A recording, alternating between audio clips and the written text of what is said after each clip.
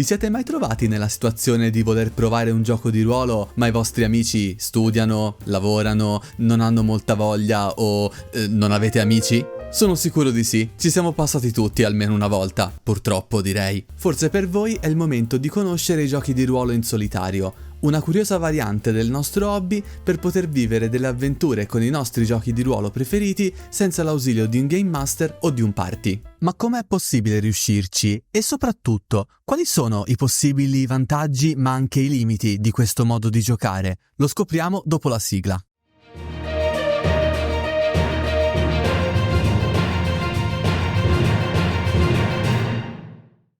Bentornati nel forum. È da un po' di tempo che su questo canale vi stiamo proponendo sia nei nostri video sia nelle live questo stile di gioco, ovvero i giochi di ruolo in solitario. Mi verrebbe da dire che rispetto al boom che questo stile di giochi ha ricevuto di recente o quantomeno negli ultimi anni, forse qui sul canale avevamo un po' anticipato i tempi, per esempio con i video fatti da Francesco un paio d'anni fa, più o meno, però non ne sono del tutto sicuro, quindi per sicurezza non prendiamoci meriti che non abbiamo. Però in effetti è vero che negli ultimi anni questo particolare stile di gioco si è notevolmente diffuso molto di più rispetto al passato.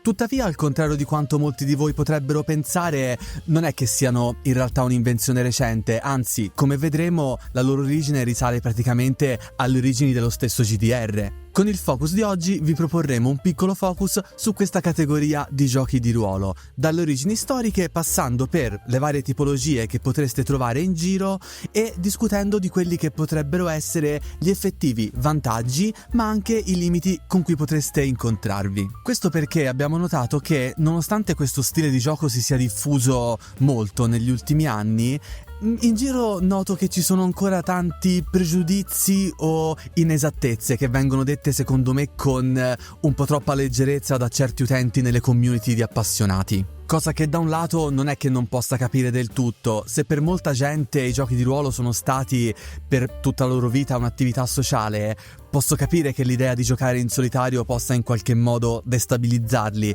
Forse chi è più abituato invece ai videogiochi potrebbe già capirlo effettivamente meglio e i parallelismi non si fermano qui. Ma speriamo comunque con questo video di aiutare queste persone a superare questi pregiudizi e magari dare a questo stile di gioco una possibilità. Quindi partiamo subito con qualche cenno storico che non fa mai male.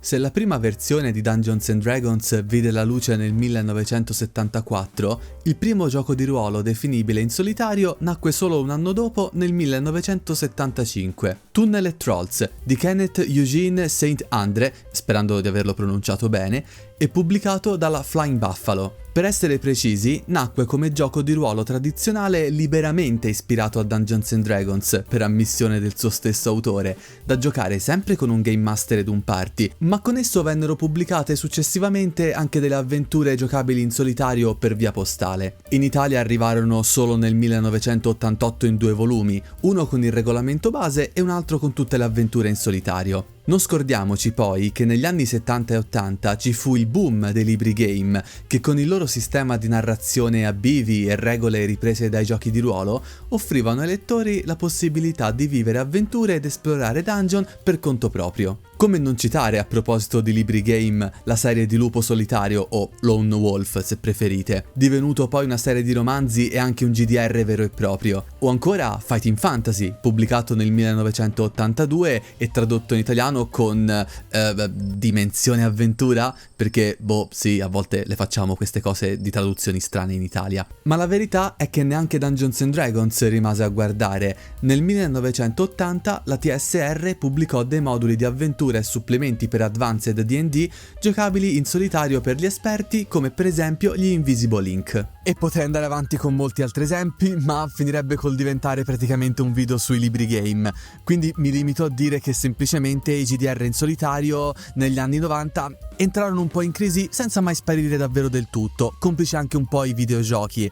D'altra parte, sapete, i videogiochi simulavano molto meglio e più velocemente le dinamiche a bivi dei libri game. Ciò che comunque caratterizzava questi primi esperimenti di GDR in solitario erano sicuramente diversi elementi quali i moduli a bivi, tipici dei libri game, oppure la presenza di tante tabelle di generazione casuale, che da un lato sì, magari riducevano un po' la complessità narrativa, però fornivano fornivano ai giocatori anche tanti spunti su cui potersi concentrare ed eventualmente portare avanti la storia. Ora, come vi dicevo all'inizio, negli ultimi anni abbiamo assistito a una specie di ritorno di fiamma dei GDR in solitario, complice anche, secondo me, tante novità introdotte nel nostro hobby nel corso del tempo. Quindi proviamo a vedere insieme quali sono le diverse tipologie che possiamo incontrare.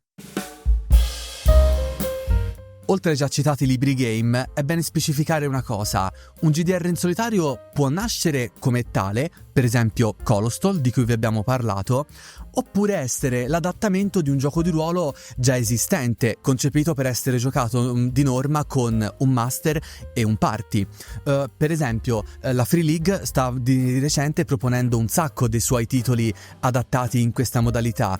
Negli ultimi tempi vi stiamo portando per esempio Vezzen, lo hanno fatto anche con Dragonbane, titolo di decisamente grande successo quest'anno, che potete vedere qui, Alone in the Deepfall Breach, che non ricordo in questo momento se era stato ulteriormente tradotto in italiano, nel caso mi informo. Oppure, se avete visto la recensione di The Walking Dead, li ha addirittura già integrati all'interno degli stessi manuale base, che secondo me è una cosa molto comoda, perché non so voi, ma mi dà sempre un po' l'impressione di essermi portato a casa due giochi in uno, ed è un vantaggio non da poco, come tra poco vi spiegherò appunto nella sezione dei vantaggi. Sicuramente però adesso qualcuno di voi che non è molto esperto di questi giochi mi potrebbe chiedere: ma in che modo viene sostituita la figura del Game Master, che solitamente è quello che prepara sempre qualcosa e ci pone davanti a delle sfide? E soprattutto, se siamo da soli e nessuno ci dà un input preciso, in che modo far cominciare effettivamente una storia?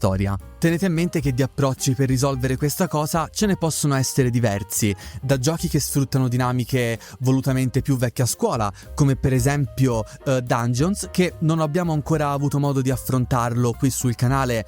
Mi piacerebbe potervelo portare in live, ma comunque, per non perderci per strada, che essendo strutturati appunto un po' come volevano essere i vecchi giochi di ruolo, riprendendo alcune dinamiche da libri game, vi dà già l'input e poi con una serie di tabelle e di bivi vi spiega praticamente in che direzione vi state effettivamente muovendo, quindi in qualche modo è già tutto predeterminato con esplorazione ed elementi sempreverdi di dungeon crawl. Oppure, come vediamo molto più spesso e come effettivamente sono diventati molto più famosi per portare avanti i GDR in solitario, lo possiamo fare con gli oracoli. Gli oracoli non sono altro che tabelle che possono contenere vari elementi di spunto che possono tornarci utili, come elementi ambientali, meteorologici per esempio, cose che possiamo trovare, sfide che possiamo affrontare o NPC che possiamo incontrare durante il nostro percorso. Ma naturalmente anche di domande molto semplici come un banale sì o no. Queste tabelle molto spesso funzionano dal semplice tiro di dadi, per esempio potete avere un oracolo strutturato sul D20 o sul D66, se avete visto le nostre live di Vezzen ve ne sarete già accorti, oppure in alternativa gli oracoli funzionano tramite l'estrazione di carte con i semi francesi. È possibile trovare anche delle varianti un po' più carine, se avete visto la recensione di Last Sabbath lì potevate usare i dadi, però c'erano anche i tarocchi, le carte francesi, bastoncini di Mikado o il molto esoterico foglioline del tè nella teiera. Tornando alle carte, del resto mi viene da dire che in effetti sono molto semplici e anche comode da questo punto di vista, perché la divisione in colori è ottima per ottenere risposte come sì o no, bene e male, una cosa l'abbiamo trovata oppure no, eccetera. Come la divisione in semi ci può dare un'ulteriore divisione, per esempio le picche potrebbero essere sì e, quindi un successo straordinario che ci fa ottenere cose in più, o i fiori potrebbero essere sì ma, quindi magari c'è un imprevisto di mezzo. In più sono anche divise per numeri appunto, che possono fornirci ulteriori altri elementi all'interno di una tabella apposita. Il modo in cui la narrazione viene portato avanti può a sua volta variare. In giochi come Dungeons è tutto scritto, nell'adattamento di Forbidden Lands in solitario gli oracoli ci aiutano a esplorare nuovi pezzi di mappa, mentre altri ci chiedono di metterci a scrivere quello che succede o che è successo, in forma di diario di viaggio, di una cronaca o magari di una lettera rivolta a qualcun altro. Questi ultimi prendono il nome di journaling game, che altre volte vi abbiamo nominato sul canale. Colostol per esempio lo è, dato che una volta estratte tutte le carte con i prompt narrativi dobbiamo scrivere che cosa è successo nell'apposita scheda del diario di viaggio. In Last Sabbath ci veniva chiesto di trascrivere la scena appena generata con le tabelle e di tenerla come un ricordo da cancellare nel caso volessimo attivare alcuni poteri. In Vezzen è letteralmente il diario dell'indagine condotta dal nostro personaggio in cerca di mostri. Se ci pensate, non è troppo diverso da quel giocatore o magari lo stesso Game Master che prende appunti sulla sessione per ricordarsi giusto le parti fondamentali, con l'aggiunta che in questo caso però vi potete portare a casa anche un bel racconto scritto in formato di diario o resoconto. E se posso permettermi, è un bel esercizio di scrittura creativa. Quindi, per riassumere, dopo che vi siete creati il vostro personaggio e vi siete procurati tutti gli strumenti utili per giocare, vi basterà semplicemente prendere il vostro oracolo e tirare a caso uno spunto di partenza. Nulla vi vieta però di poter partire da una cosa che avevate già in mente voi. Per esempio, io potrei iniziare dicendo: ok, mi trovo su un sentiero di montagna alla ricerca dei predoni che hanno di recente devastato il mio villaggio. Che cosa trovo ora davanti a me? Tiro semplicemente qualche spunto dall'oracolo e vedo cosa succede. A questo punto proverò a elencarvi quelli che secondo me possono essere i potenziali vantaggi del giocare di ruolo in solitario, ma anche quelli che invece potrebbero esserne i limiti, perché effettivamente ci sono e non possiamo far finta di ignorarli. Avrei potuto dire anche semplicemente quelli che sono i pregi e i difetti, ma suonava un po' brutto secondo me. Il primo vantaggio indubbiamente è il fattore tempo. Giocando in solitario voi potete stabilire semplicemente quando giocare, quanto volete giocare, quando lo volete fare, senza starsi ogni volta a coordinare con un gruppo di giocatori. Sapete, no? La classica situazione in cui cercate di mettervi d'accordo nel vostro gruppo di gioco Telegram o WhatsApp e finisce sempre in no scusami domani lavoro, no devo studiare a un esame, no scusami è morto il pesce rosso ieri, insomma le solite cose.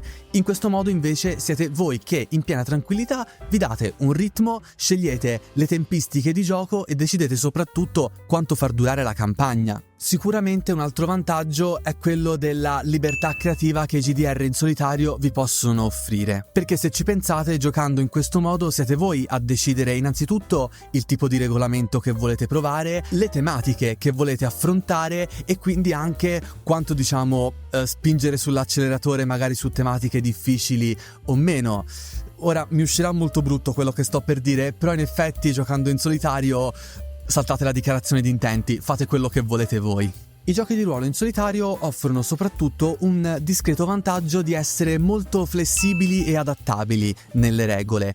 Questo perché effettivamente possono capitare situazioni in cui, essendo da soli, l'esito può essere più o meno ambiguo in un certo senso. Quindi siete voi a decidere se effettivamente quella regola in quel momento si può applicare o meno, che non vuol dire fare quello che si vuole al 100%.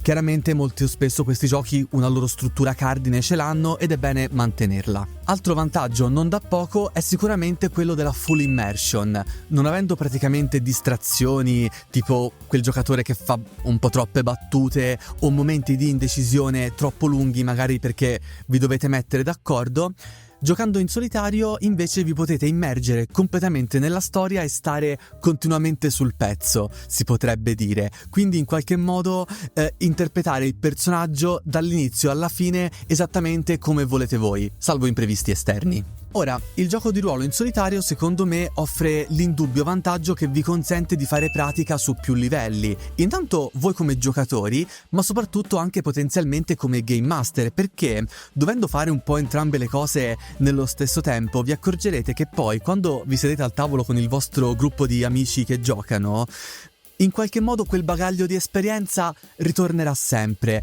Ma soprattutto, e provandolo in questo modo, state facendo secondo me anche una cosa che ultimamente, insomma, se siete studenti o lavoratori vi sarete accorti, potete effettivamente fare pratica del gioco e soprattutto provarlo effettivamente anziché comprarlo e farlo diventare un pezzo da collezione nella vostra libreria. Che se ci pensate, e qui entra in gioco il parallelismo videoludico, è come prendere un gioco che è giocabile sia in single player sia in multigiocatore, o almeno se non avete nessuno che lo sta giocando insieme a voi ve lo potete godere in pace, in completa solitudine. Un vantaggio in cui sicuramente vi imbatterete giocando in solitario, diciamo che in realtà sono 2 in 1, ovvero quello del costo ridotto a cui si affianca quello che secondo me è un doppio valore del gioco. Perché, se ci pensate, innanzitutto costo ridotto perché sì, i GDR in solitario tendono a costare lievemente meno, quelli che nascono solitamente come tali, tranne Colostal.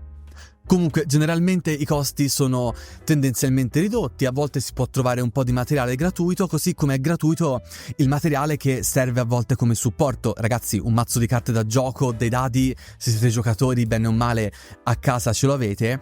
E valore doppio perché se il gioco di ruolo nasce, come vi dicevo prima, come quelli free league, come GDR da party normale, tra virgolette, è come se vi foste portati a casa 2 giochi in uno, sicuramente, quindi potete giocarlo in entrambe le dinamiche se ne avete la possibilità. Riguardo un vantaggio che vi ho detto prima, quello della full immersion, secondo me se ne associa un altro che è quello dell'introspezione, vale a dire che potendo affrontare pienamente le tematiche che voi volete e con il ritmo che volete, vi accorgerete che l'interpretazione si fa in qualche modo più matura man mano che giocate, trasformando quindi un gioco anche in un momento di riflessione personale, perché vi verrà comunque da chiedervi che cosa farebbe il mio personaggio di fronte a questa situazione particolarmente tesa o eticamente dubbia. In ultimo luogo, tanti GDR in solitario vengono concepiti per essere giocati in modalità cooperativa insieme ad un vostro amico e appunto, parliamoci chiaro, è molto più facile mettere al tavolo un solo vostro amico piuttosto che radunare un gruppo di 5 giocatori. Credo sia un po' anche per questo che i card game o altri tipi di giochi hanno avuto molto più successo rispetto ai GDR.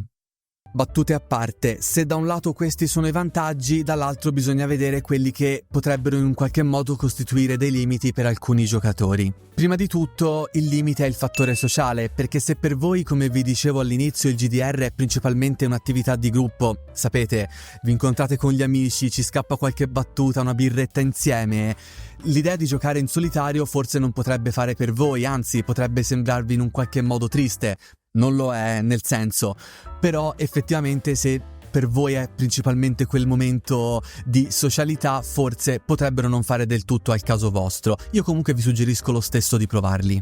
Comunque la soluzione ve l'ho già detta un attimo fa, nel senso, se potete giocarlo in cooperativo, contattate un amico con cui siete magari particolarmente affiatati e un'esperienza comunque socievole ne esce fuori lo stesso. 2 limiti che secondo me invece vanno un po' a braccetto, quasi potrebbero essere 2 in 1 in realtà, sono quello della ripetitività e quindi la prevedibilità del gioco. Giocando a Colostal ce ne eravamo un po' accorti, gli oracoli tendevano a darci un po' sempre gli stessi risultati narrativi, un po' troppo, scusate, e quindi in qualche modo il gioco diventava prevedibile, quasi noi ci stessimo aspettando quello che sarebbe potuto succedere. Questa monotonia potrebbe ridurre in un certo senso anche un po' l'entusiasmo e il numero di sfide in cui potreste imbattervi, senza contare che mancando altri giocatori o il master che comunque ci lanciano degli spunti, il fattore prevedibilità diventa ulteriormente più accentuato. A questo io tra l'altro ne voglio collegare un altro, quello della longevità limitata di questi giochi, perché essendo da soli e mancando un party, quindi magari degli stimoli per andare avanti, degli spunti e tutto, la sessione tende a essere secondo me un po' più ridotta, senza contare che a questo potete anche connettere l'elemento della noia. Un gioco che effettivamente si fa monotono non è che invoglia tantissimo il giocatore a volerlo portare avanti per troppo tempo. Ora, mi rendo conto tra l'altro che gestire un GDR in solitario ci pone davanti al fatto che tutto è sulle nostre spalle, quindi il carico decisionale e la proattività richiesta, diciamocelo, può essere pesante per alcuni giocatori, motivo per cui secondo me non solo per il fattore monotonia, un GDR in solitario potrebbe durare meno tempo di un party di un gioco giocato con il vostro gruppo. Era un po' la stessa cosa che vi dicevo anche per il video dei PBTA, appunto. Dovendo essere proattivi tutto il tempo, dovendo rimanere sul pezzo, effettivamente, almeno parlo per me stesso, la longevità del gioco un po' ne risente. Anche io tendo a giocarli solitamente per un tempo ristretto, giusto il tempo di portare a termine la storia dove penso che secondo me funzioni meglio. La mancanza di un gruppo, tra l'altro, rende l'esperienza per alcuni giocatori un po' meno dinamica. Parliamoci chiaro, siamo noi che al tavolo che tiriamo dadi, a volte scriviamo sul nostro diario, ci raccontiamo la storia per conto nostro, ma manca appunto, diciamo, l'elemento di dialogo e dibattito eventuale al tavolo. Mentre montavo il video me ne sono ricordato un altro che in effetti potrei citarvi, che se vogliamo dirla tutta è più un rischio che un vero e proprio limite, ovvero quello che le prime volte che si gioca di ruolo in solitario il giocatore potrebbe essere un po' propenso a barare. Che cosa intendo dire? Che dato che le regole sono abbastanza flessibili nei GDR in solitario, magari questo giocatore potrebbe in qualche modo ignorare magari quegli esiti degli oracoli che non giocano a suo vantaggio, potrebbe ignorare il risultato di qualche dado o qualche prova se non porta la storia esattamente dove vuole lui o se mette a rischio il suo personaggio, così appunto da spingere un po' troppo la narrazione nella direzione in cui si era già prefissato all'inizio. Ecco, il mio consiglio in questo caso in realtà è uno solo: giocare onestamente. Quindi la prova è andata male? Pagatene le conseguenze e se è un journaling scrivete che cosa è successo, oppure se questo dovesse uccidere il vostro personaggio fa parte anche quello del gioco di ruolo, e anzi secondo me un po' è il bello del GDR stesso, non sapere che cosa potrà capitare in seguito. In ultima analisi, i GDR in solitario dipendono molto dagli strumenti di supporto, carte, oracoli, eccetera, che, come ho detto appunto prima, possono costituire a volte dei limiti se non contengono troppi elementi. Se ci pensate, in questo modo magari voi potreste aggiungere più oracoli per avere sempre più spunti narrativi. Però, ecco, avere troppi oracoli rischia di diventare dispersivo. Nulla però vi vieta di integrarli alle vostre sessioni con il gruppo di giocatori, perché possono offrire effettivamente molti spunti interessanti se siete indecisi o magari vi serve un'idea sul momento. Questa eccessiva dipendenza potrebbe in alcuni casi, questo non per tutti, risultare effettivamente un po' meccanica per certi giocatori, o quantomeno un po' limitante dal punto di vista narrativo. Però anche qui metto le mani avanti, dipende molto dal gioco in questione. Quindi, in conclusione, possiamo dire che i giochi di ruolo in solitario, dall'altro, hanno l'indubbio pregio di consentirvi di poter provare il gioco se è effettivamente un gioco previsto anche per un party, se c'ha l'adattamento.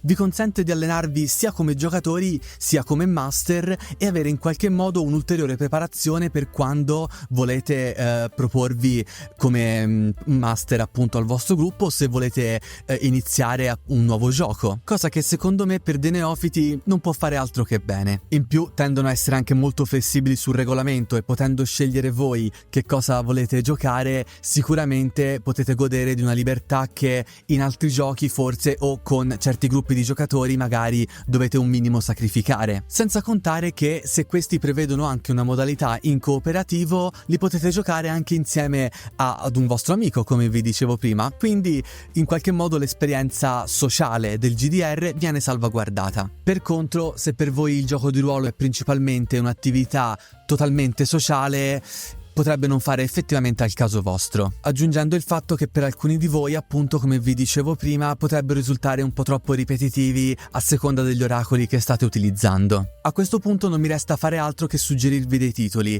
Devo ammettere però una certa difficoltà in questo senso, perché veramente, signori, ne è pieno il mondo. Se andate su DriveThru e cercate giochi di ruolo in solitario, ma anche su itch.io eccetera, insomma vedrete che c'è davvero tantissimo materiale e suggerirvi qualcosa in particolare può essere difficile, nemmeno io effettivamente li conosco tutti. Io posso al massimo suggerirvi quelli che effettivamente vi abbiamo portato anche di volta in volta sul canale. Ironsworn, che sì, lo so, ve l'avevo anche suggerito per il video dei PBTA, ma appunto è uno dei giochi più adattabili e flessibili che io abbia mai provato. Colostol, molto carino sicuramente, da giocare con delle carte e con le schede di viaggio, recuperatevi la recensione in caso.